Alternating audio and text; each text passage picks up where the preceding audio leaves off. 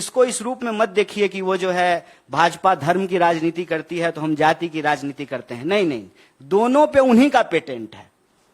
धर्म पे भी वही कर रहे हैं और जात पे भी वही कर रहे हैं। वही जो है भाषण में जाकर के शमशान कब्रिस्तान भी करने लगते हैं और वही जो है अपने आप को ओबीसी भी बोलने लगते हैं।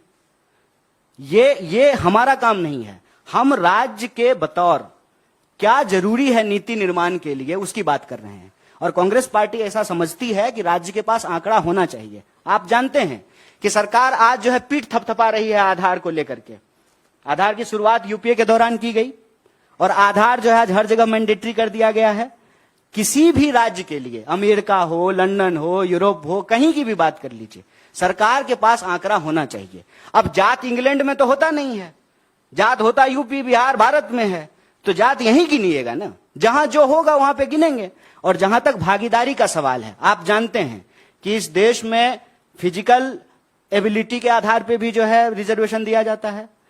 अब जो है इकोनॉमिक आधार पे भी दिया जाने लगा है, जाति के आधार पे भी दिया जाता है, क्षेत्र के आधार पे भी होता है। हर तरह की जो है भागीदारी दी गई है ना, जिसको कहा गया है एफर्मेटिव एक्शन।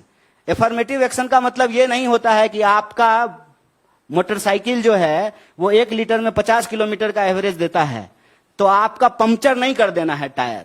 जिसका 10 ही एवरेज दे रहा है ना, उसमें कार्बोरेटर बढ़िया लगा देना है कि थोड़ा एवरेज बढ़ जाए। यह होता है एफर्मेटिव एक्शन। इसको इस तरह से ना पिच किया जाए कि एक के खिलाफ हम दूसरे के लिए कुछ कर रहे हैं। धर्म और जाति को एक दूसरे के खिलाफ पिट नहीं कर रहे हैं। क्योंकि एक बात बताइए, इस देश में कौन सा ऐसा धर्म है जिसकी जाति नहीं है? बताइए।